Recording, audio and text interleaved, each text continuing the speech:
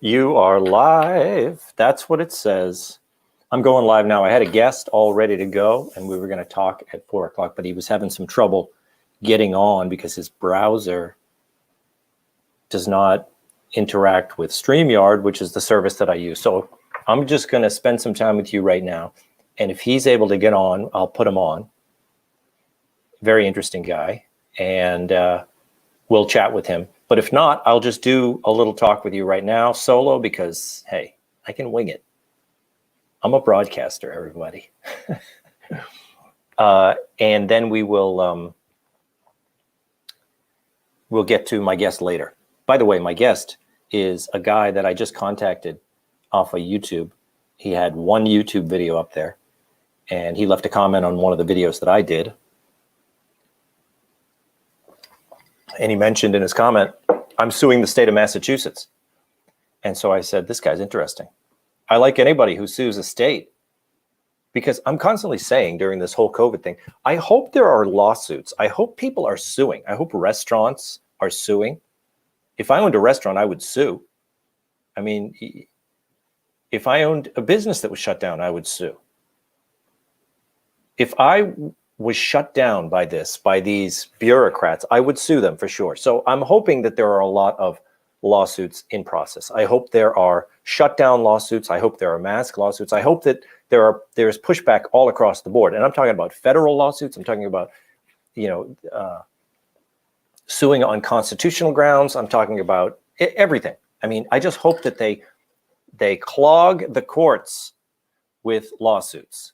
So, my guest's name was and is John Beaudoin. He's a guy. He's a lone dude who's suing the state of Massachusetts. He's probably not going to be able to get on. So I will probably just do it through Facebook instead of doing StreamYard. It's probably my fault because I'm using the StreamYard program. It's like, come on, I don't need to be too professional, do I? I'm hoping there is a lawyer that'll help people pro bono because people are broke. That's right, Froggy Styles. I'm looking at the comments here.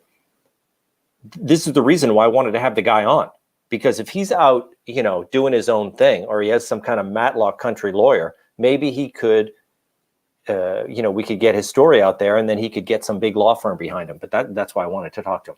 We will talk to John Beaudoin at some point. I'm not worried about it.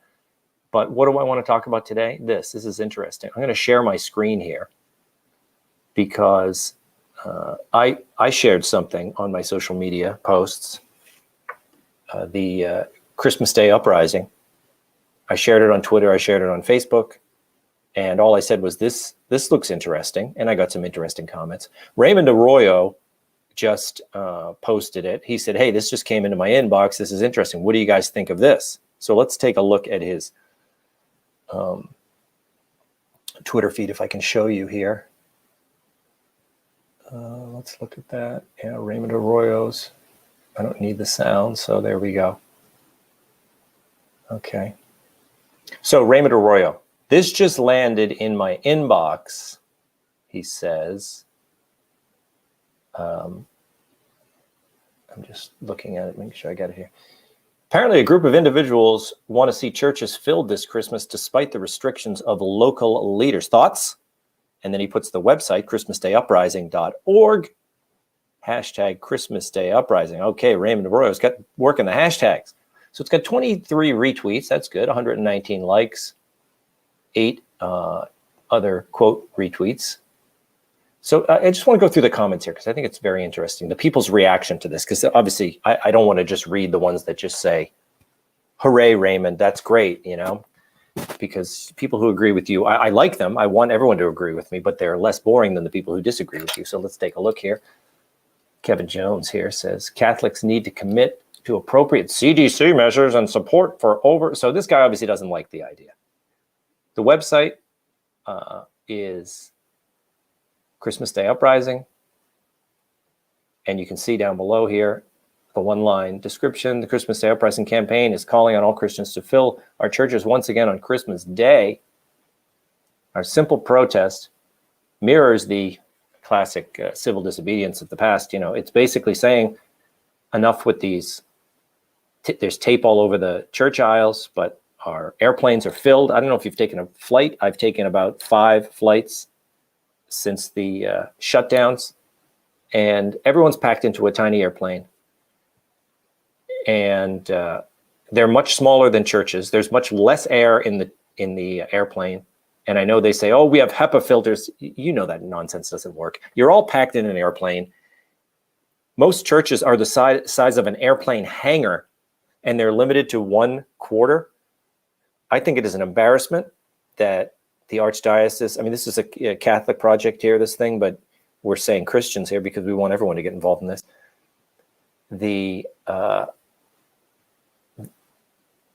I think it's an embarrassment that the bishops and the Archdiocese are knuckling under to bureaucrats.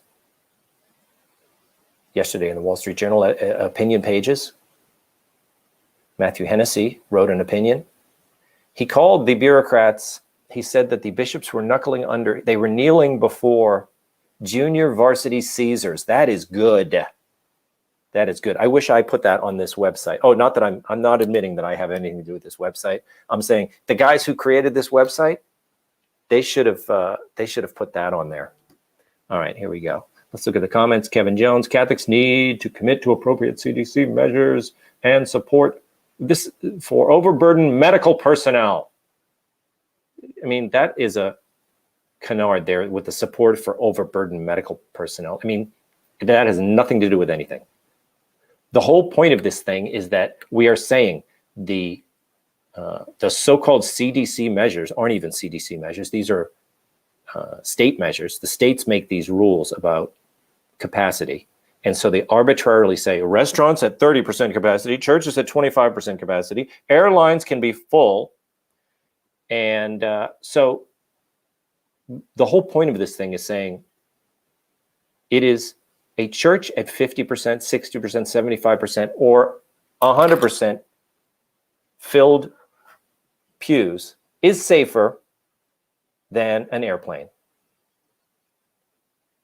Not just because, and it's painfully obvious that that is the case. And it's not just because, we're talking just at the airplane. When you travel, you are traveling through many different crowds of people, whether it's you're getting on either public transportation to get to the airport, or you're getting in a Uber. Then you get to the crowded airport. You go through one crowd of people. Out in the outer airport, you go through security. It's a different crowd of people. Then you go to some other venue within the airport because you got there so early because everyone's lunatic over COVID. So you get the airport 4 hours early, and you probably go to the restaurant in the airport. Everyone's got their masks off in the restaurant because you can't wear a mask when you eat, although some people try to recommend that you do that. And then you go to your, what do you call it? It's not the takeoff area, it's your gate. Then you go to your gate and there's another crowd of people, and then you crowd in to get into your plane. Then you go on to the gangplank, that tube with no windows, and everyone's in there breathing on each other, and then you get on the airplane. Then you get off the airplane and you're in a different city, in a different crowded airport, and then you go to a hotel. I mean, travel is definitely more risky than church, okay? So Kevin Jones, we need to follow the CDC. Shut your mouth. And then he goes on this other one, Kevin Jones. Keep in mind that foolish rebellion against public health measures in an epidemic risks empowering the enemies of religious freedom. You're an enemy of religious freedom, Kevin Jones. You are. Okay? So he's saying that unless we knuckle under to these ridiculous restrictions, you give enemies of religious freedom. This is the whole point, is you stand up to them, Kevin. You don't knuckle under and say, I just hope they give us, I hope they allow us 28% capacity. I hope they allow us 30% someday. You are an enemy of religious freedom. You coward. Okay, fill the churches on Christmas and the ICUs by New Year's. That's funny, Brian Fenga. The whole point of this is that the restaurant across the street from the church is packed, guys. It's filled. And if that restaurant's not filled because it's only at 50% capacity or 60%, whatever the hell they're allowing restaurants now, I think they're closed this week because they're all hysterical. The backyard patio is packed full of people. And have you ever been to the outdoor dining and they have the little heat lamps and things like that? Everybody's in each other's faces on these things. And if the restaurants are closed because Brian Fraga, with his funny thing about the ICUs filled by New Year's, when they close the restaurants, guys, every single one of these restrictions is stupid and has what's called unintended consequences. I don't think they're that unintended. They close the restaurants and then people get together and they have backyard parties. You've seen it. Why is everyone getting together and having backyard parties? And now that it's cold, they're having indoor parties because they can't go out, because people are going to socialize. You cannot stop them from doing that. Okay. And you can yell at them all you want and say, hey, you know, ICUs will be filled by New Year's. Shut up. It's not going to work, Brian. Everyone is going to be doing things that are more risky than taking their minivan with their family, going to church. A church is a very big thing. I mean, it's amazing when you get into a panic, which people are in. We are in a state of panic in this country. They just don't. Oh, the guy's here. John's here. I'm going to just bring him in and tell him. That's his name here. Let's bring him in. Hey, John. Hey, how are you, Tom? Good. You figured this out. I was just doing a monologue and then I realized I left you sitting here. So I'm glad you got your browser in. I'm going to finish up with this little presentation. You can listen to me and then I'll introduce you and we'll start talking. Sounds good.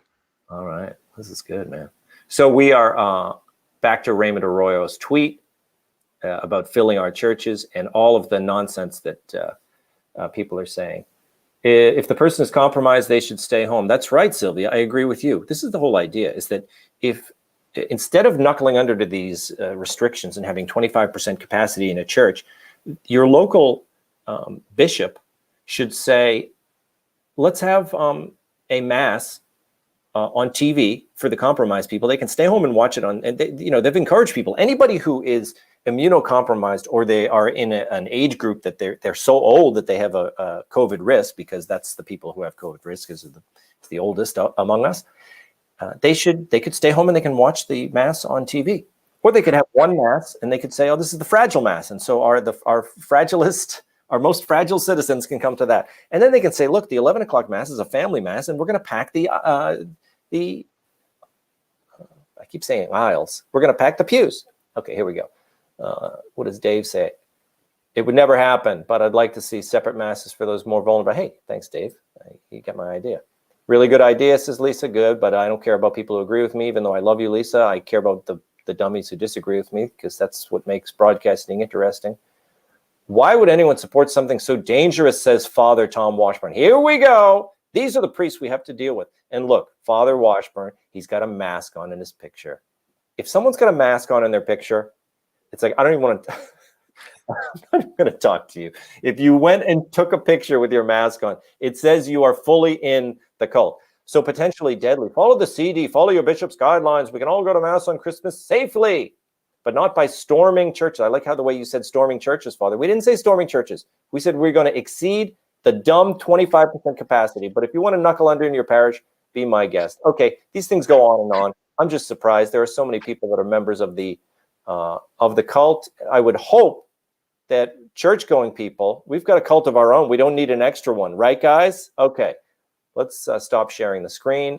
We'll get to my guest, John Bodwin. Welcome to the show. Look, you're all professional. You got your broadcasting cans on, as we say in the business.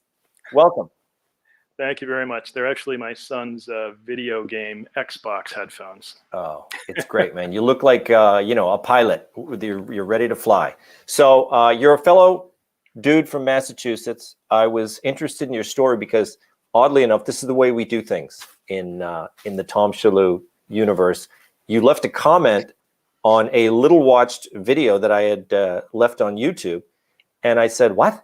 This guy is suing the state of Massachusetts? Because you mentioned in your comment, look, I'm suing Massachusetts. And I said, I got to talk to him. So I dialed you up. We got this thing going. So thanks for being here. What I want to do is, because I talked to you on the phone, full disclosure. Sometimes I like to do this live, raw, and just, completely unprepared. But you said to me, I'm not a professional broadcaster. Give me a call so you can, give me the lowdown. And I told you, this is what I want to do. I'm going to start with the lawsuit, and I'm going to ask you, how do you do it? How do you sue a state? And then after we describe the lawsuit and what you're up against, then I want to go to your personal story, which you did start to mention to me on the phone. And it's a compelling personal story. But let's start with the lawsuit, okay? You're suing Massachusetts. How do you sue a state? Well, I went online and I looked at how somebody else sued a state that had an actual lawyer with a guy who knows what he's doing. And I basically copied what he did. So you sue the governor in his official capacity, or you sue you could add the health department czar. I forget her name, but I sued the governor. And so the attorney general was then respond. So it's basically $400, and you do the right paperwork, and you follow all the rules, and you read a lot of stuff, and you follow all the service of process procedures, get all your documentation right, and then you drive over to the federal courthouse, and you put on a mask in order to walk in the building, and then you file it there.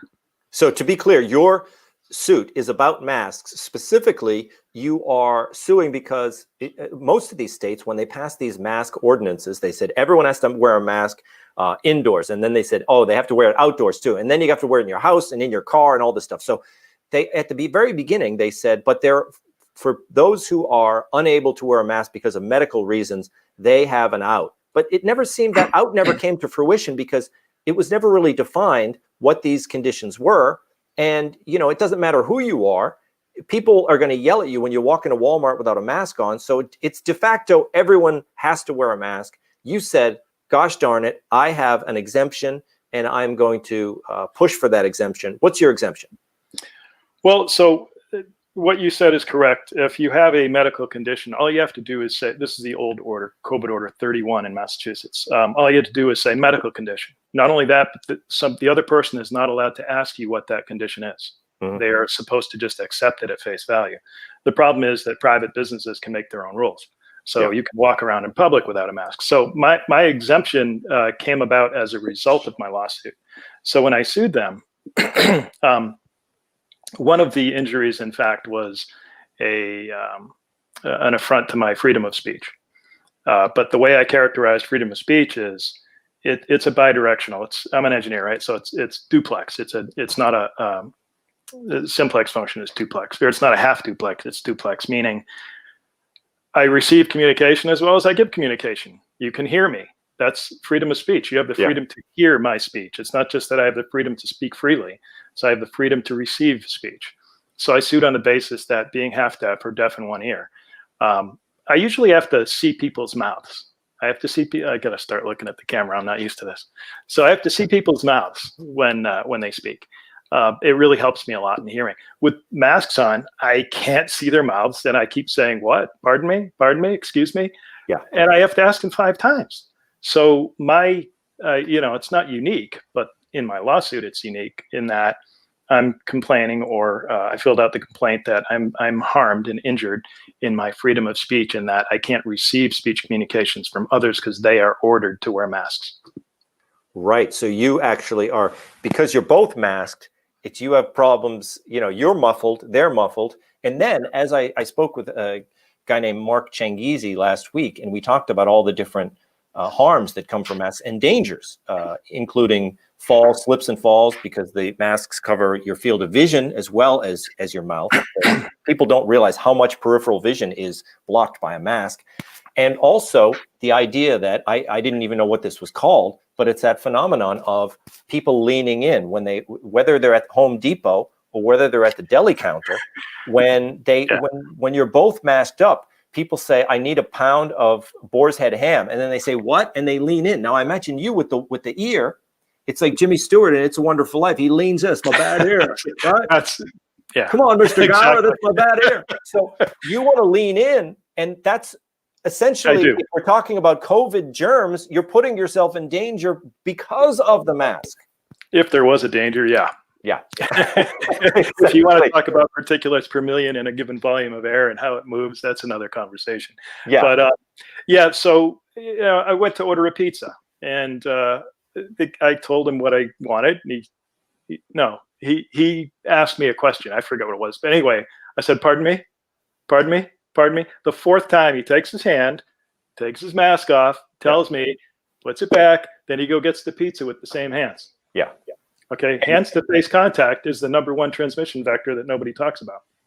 Yes, so everyone's pulling their masks. Everyone has different masks on. We now know that the masks that are most popular, like bandanas and these other mufflers, are absolutely useless.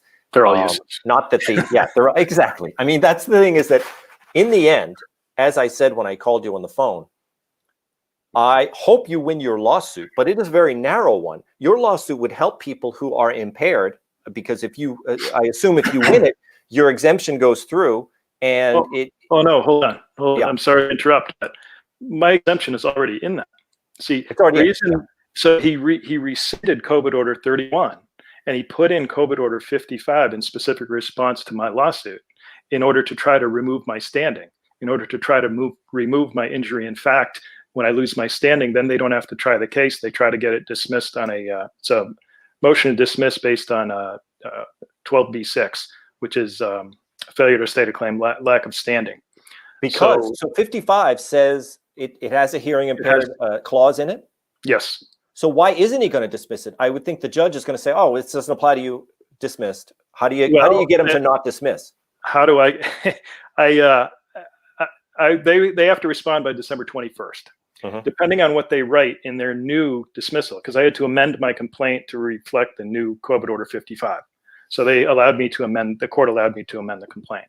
And now they have to give another motion to dismiss. And they have to give that to me, the AG's office, by December 20th. I just gave them an extension, December 21st. And so when I read what they write in that, then I will formulate my strategy on how to get around whatever new standing removal they're trying to pull on me.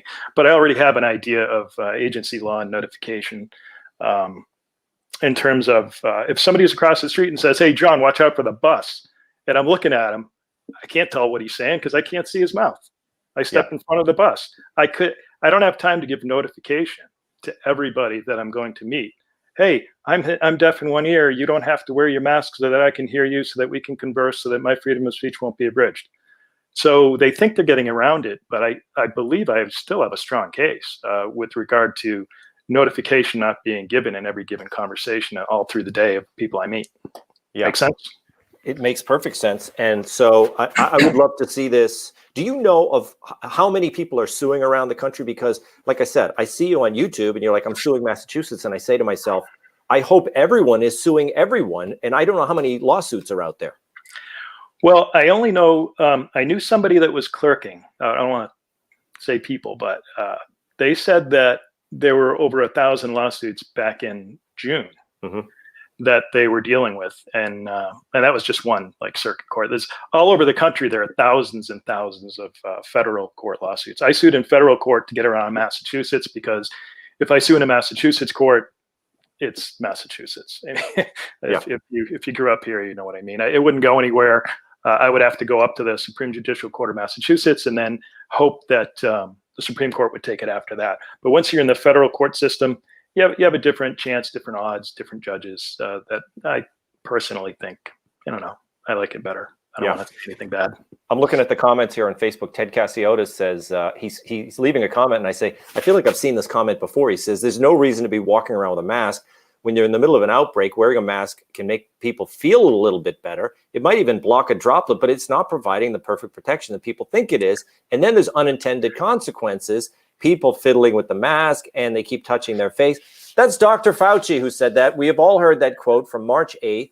And then he says, "And often the unintended consequences, the fiddling with the mask," just what you said. But now, if you mention that, people yell at you and say, you're a science denier. Well, the Lord Fauci, the sainted Dr. Fauci, said it on March 8th, and he said it, and within a week he had changed his mind, and then that quote just went away. Yeah. So, I don't know if I should talk about Dr. Fauci or no, we can't get into Fauci, because the thing is, we'll go down that rabbit hole, because we could do a whole show on the contradictions of Fauci and how, someone who obviously knows a lot about infectious disease, it doesn't mean he knows other things. Like he He's not an expert in public policy, and he's not an expert in shutdowns because they've never been done. So these people who are such experts, and people say follow the science, they're doing things now that have never been done. So you can't say follow the science when there is no science. And once the breath leaves the mouth, okay, it's outside the purview of Dr. Fauci's expertise. It's a physics problem. It's a computational fluid dynamics simulation that you would do. I mean, I could tell somebody how to do it if I had all the equipment and the people. You take a LiDAR image of a mask, one ply, and then you take a LiDAR image of the face. You fit the two together in a computer simulation. You provide a source behind the mask to simulate breath. And then you run a bunch of variables, the porosity of the mask and the volume of the breath and everything else. And the simulation will come out with, where's all that air going? But for 10 seconds, you could watch a video on YouTube of somebody vaping with a mask on. You'll see where all that air goes. I've seen the videos where they show the people vaping it with their all different kinds of masks, and and they show it in slow motion, everything like that. Now, what happens is whenever you mention this kind of thing, I'm sure half the comments that we're going to get on this video are people saying, how dare you? You two guys don't believe in science, everything like that. But the funny thing is, whenever I talk to someone directly, I always say, and I wish I had Dr. Fauci here, because I would say, I know you say that there is now, that that was then and this is now, and we now have overwhelming evidence. I always ask people, give me your best three, because I've looked at every mask study. The Wall Street Journal did a whole rundown of the top 15 studies, and they're all bad. They're not scientific. They're not impressive, even to a guy like me, who, I don't have any advanced degrees. I don't have any scientific degrees. And I can tell you, there is not one study that shows the effectiveness of masks. And there are about 40 that show that they are not effective. Almost all of the 40, I think 38 out of those 40, all happened before the COVID outbreak. But there are a couple of major studies that have been really suppressed that show that masks do not work. And that we're talking about real studies with the double blind, the control group studies, the big Dutch study. I don't know if you're familiar with that one. Is it Danish or Dutch? Danish. Sorry, I think. I know the study. They only studied one direction. They didn't study the infecting others. They if you read the study, and then what they came out with was the mask didn't do anything to protect the wearer. Yes. And they did not study at all protecting the other person from the wearer.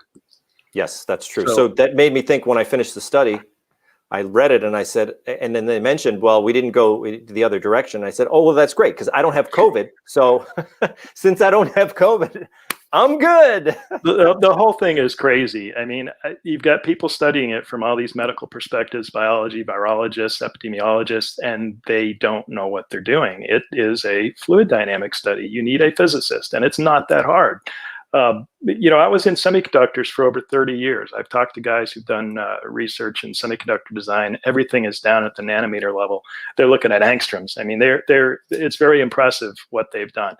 They could do this in a week. They could do this study, but nobody's asking them to do it. All the medical people have taken over, and they don't know what they're doing. I mean, if you look at Dr. Don Milton, who went to the White House and conferred with them with regard to mask efficacy, he created a machine called the Gesundheit 2 machine at the University of Maryland, 2018. Mm-hmm. And Taiwan did a study with him. And it's a traffic cone, roughly. I mean, it takes the entirety of your breath and funnels it down to a 2-inch pipe and then tests for virus.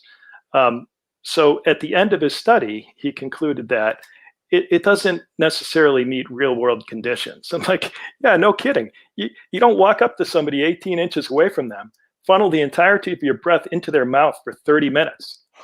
I mean, how good is that study? I mean, it's useless. It has no bearing in the real world at all.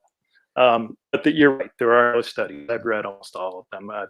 There's nothing out there. And the reason that there is no study to prove mask efficacy is because they don't work. They don't work. When I say that, I say the universal masking. I need to correct myself when I say a mask can work in a certain situation. Universal masking is what doesn't work. Telling everyone they have to walk around in a mask is a complete failure. A surgeon can wear a mask for a specific purpose. Obviously, people can wear masks.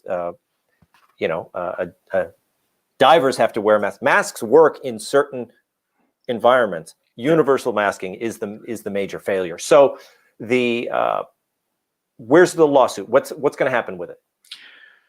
Well, I hope I pass the first hurdle, which is their motion to dismiss that comes on the 21st. Yep. And if I do pass that hurdle after my opposition memorandum to their motion to dismiss, then we, I guess, go to court. We go to discovery, and I don't know how long that will last. I have plenty of information. It would only take me a couple of weeks to pull it together, depending on which direction. You know, you can't strategize for the whole case because it could go in different directions, right? Are you going alone? Do you got a Matlock with you, or what's going on? I'm alone. You're Just alone. me. This is great. So, I'm I mean, do you want to have? Would you like one of these big, freedom fighting law firms to work with you, or you kind of just want to do this on your own? I'll take any help I can get. Yeah. Really. You know, I contacted a few of them, just the big ones that I know of, and I did not get a response. I got a couple of negative responses, but most of them just didn't respond at all.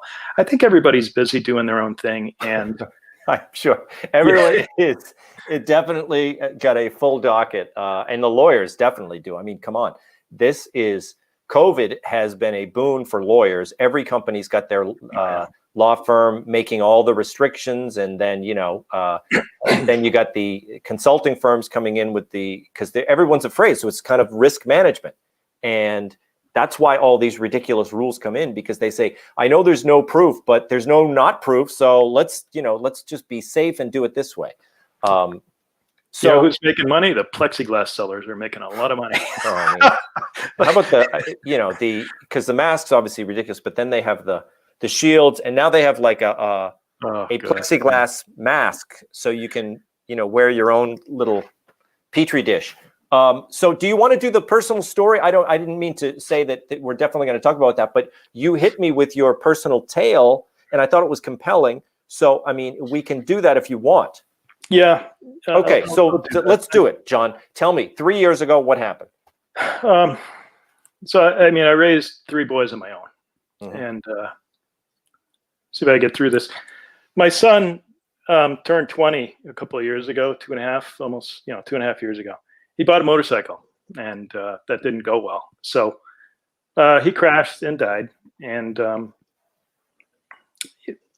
I haven't worked in a few years now. Sat on the couch for a couple of years, pretty depressed. COVID comes around. I got my other 2 other sons. One's a senior in high school now. Last year he was a junior in the spring when COVID hit. Yep. So my other one, the older one, is also at home. So the 3 of us, pretty down. They lost their brother. Yep.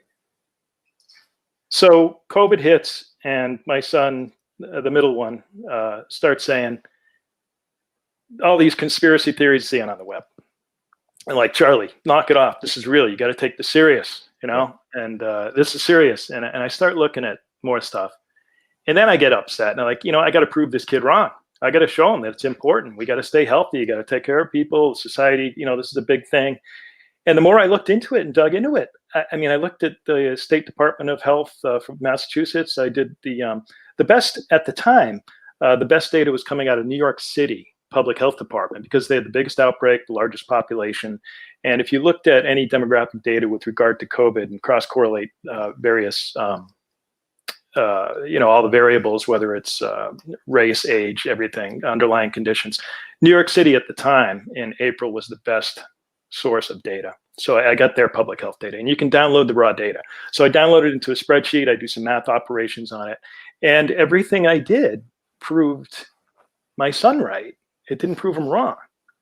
So then I started getting upset. What are we doing here? And then the masks came out.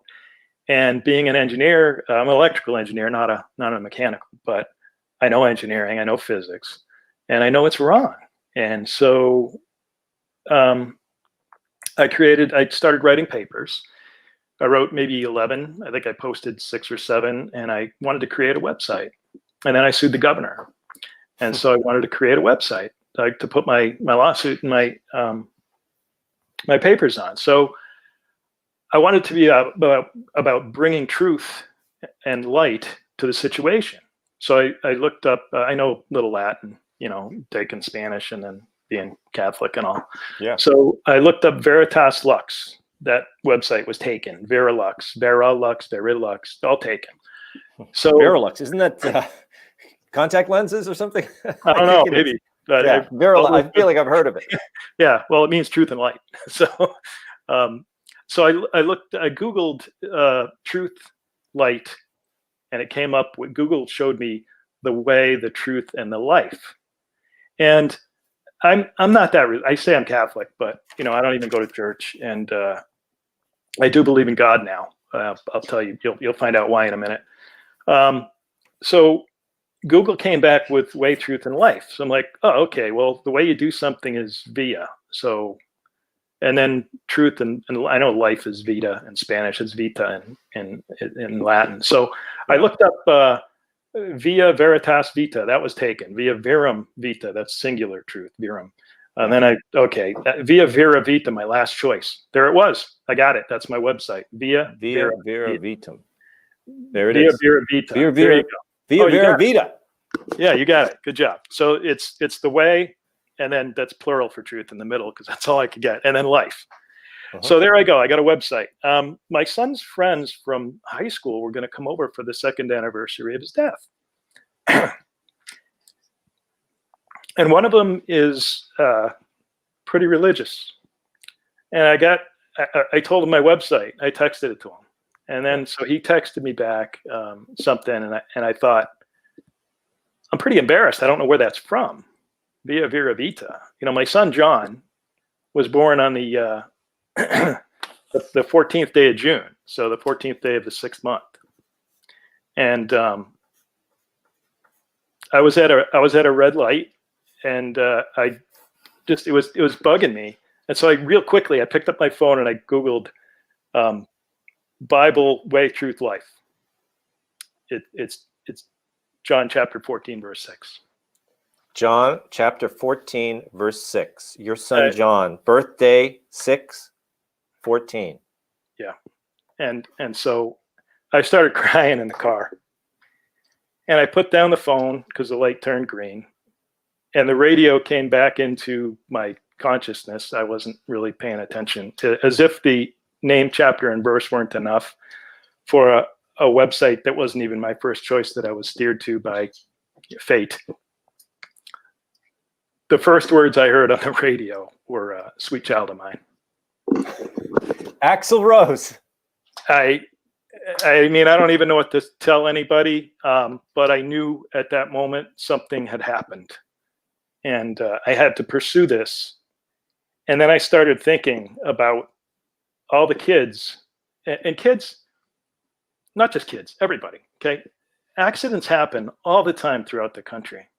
I mean, I've been looking at all the deaths of all different types because I need to use controls when I do experiments on data. You need a control group. So I look at all deaths. I went back, 2014 to present, past 7 or 8 years, all deaths in a certain range to see if COVID actually did take more, population adjusted. So in thinking about all the deaths, we have kids. My son died at 20. If he had spent the last year of his life locked in the house, not being able to go to the gym, wearing a mask wherever he goes, what a horrible life. That would have been 1/20th of his life. I mean, we got kids are getting in car accidents. Adults are getting in car accidents. This is life. You only have so much time on this planet. And to do this to people when some people are going to die by accident within the next year, and to have this be the last year on Earth, this is horrible what we're doing to people. And That's so interesting, because I keep making the point that so many of these people, I said it on Fox News Radio, I did a commentary, and I said, for so many people, this is going to be their last Thanksgiving. I was talking about the oldies. I was talking about your 80-year-old grandmother, your 79-year-old uncle. And I said, for a lot of them, it's going to be their last holiday season. If you asked them, would you rather be holed up in your one-bedroom apartment or your retirement home or wherever you live, or would you rather spend your last, knowing it's your last, because they don't know it's their last, but if you ask them, look, if this was going to be your last Thanksgiving, would you spend it with your family? Most of the old people would say, I don't know, I don't want to speak for them, but I think a lot of them would say, I would spend it with my family. I would take whatever risk that is. I'd make sure my family wasn't, sick with COVID. I'd say, is anybody sick? Okay, I'm coming over, So, but your point is, I think even it's something I hadn't thought of. There are people out there, there are young people for whom it's their last, and they're going to spend their last year, forget about just the shutdown, the masks, the economic hardship. I mean, people are losing their jobs.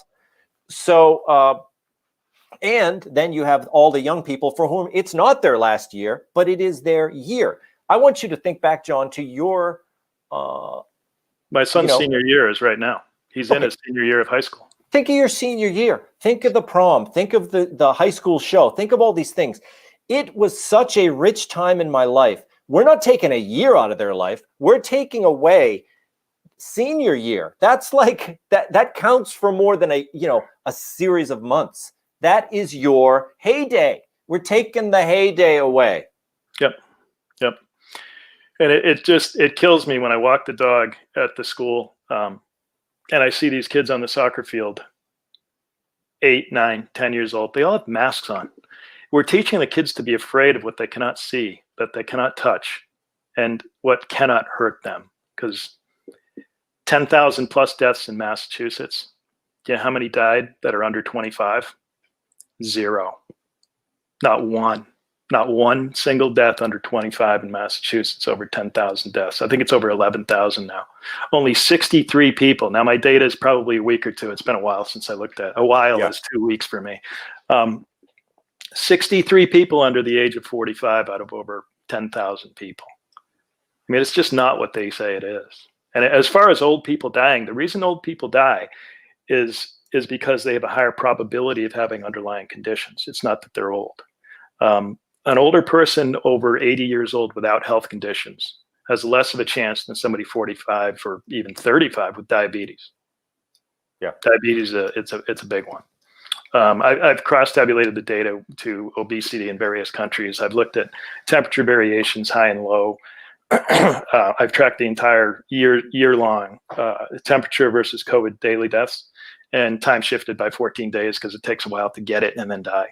I've looked at La Paz, Bolivia, 10,000 feet, looked at their average daily temperatures, which pretty much swings from 30 to 60 all year long. But why did they have a big bump in the middle? Well, it got really dry. They have a 3-month humidity. So all these things that people don't look at, the data correlates perfectly to climate. And masks and lockdowns do absolutely nothing. They have strict lockdowns in Europe. Look at their second wave. They're getting killed. France, Italy, Spain, UK, Belgium, all had a terrible second wave of deaths, not cases. Cases are just a waste of time to even talk about. And the reason why they had a second wave of deaths that were pretty bad in Europe is because they hadn't saturated their societies with COVID yet. It came to them a little bit later than it did New England. The reason why New England's second wave isn't bad as far as death is because we've already hit we're at like 0.15%. New Jersey and New York are approaching 0.2%. So there's not a lot of people who would be susceptible to death that are going to die. You got your antibody herd immunity, you got your T cells on top of that, and then you got, what are the probability you're going to run into somebody who hasn't already had it yet? But that's a different conversation. Yeah, but that's true. I mean, that's what's so ironic or so weird or so crazy or so dumb about all of the states that were hit. Connecticut, New York and New Jersey, ridiculous. I mean, the way that New York and New Jersey got whacked, they got most of their herd immunity a long time ago. Yep. And they still have the cases going crazy because of that ridiculous PCR test, but the deaths, hospitalizations, they're down all across the Northeast. Yep. But that is the we could do another show just on that stuff. We could do a show on Fauci. We could do a show on the hypocrisy. We could do a show just on masks. We could do one on shutdowns. And that's what happens when we're living through a panic. The panic spreads through so many different facets. So, I mean, I hope you do great with your lawsuit. You should call it Court TV because we should get it on TV. I think that'd be a great. Hey, if anybody, like you said, if I want help, I definitely want help. If there are any organizations out there that want to contact me, absolutely, I'll take some professional help. I don't know what I'm doing. I'm not a lawyer. I'm up against 4 I don't know professional. if you should say that, John. I don't want the court of Massachusetts to see this. They'll be like, this guy doesn't know what he's doing. He admitted it. Oh, they know it. They know it. I got 4 attorneys general, assistant attorneys general. Mostly 2 that I talk to now, but 4 have been involved that I've known through email or phone calls, conference call with them. I don't know what I'm doing, and I'm trying my best here. I'm trying to learn the law at the same time as file the lawsuit and go through it. So, if somebody wants to help me pro bono, I'll take it. We'll do it. I'll call anyone I know. We got who? Maybe Judge Janine. I'll call her. Judge Judy. Yeah. We'll get all the judges on you. I'll take it. All right. Well, hey, it was great talking to you. I'm glad you did it. It was very last minute. Did I email you this morning or last night or something when I saw your thing? Well, thank you, sir. Yeah. So it's great talking to you. I'm from Norwood. You're from, is it Medford or Medfield? Well, I grew up in Connecticut. Let me say that. So I'm not a Massachusetts guy, but I am in Medfield, only 2 towns from Norwood. Medfield, nice town. Oh, I'm sorry. Let me translate for you. Norwood. Yeah. Norwood. So if I get back, maybe we can. I'm hoping Lewis's is open in Norwood. I would go there, have a burger with you, have a beer anytime. We'll do it. We'll hit Lewis's. All right. Sounds good. John, thanks for talking to us, and maybe we'll do a follow-up after you get into the courtroom. Thank you, sir. Have a good day. Talk to you later. Bye. Bye-bye.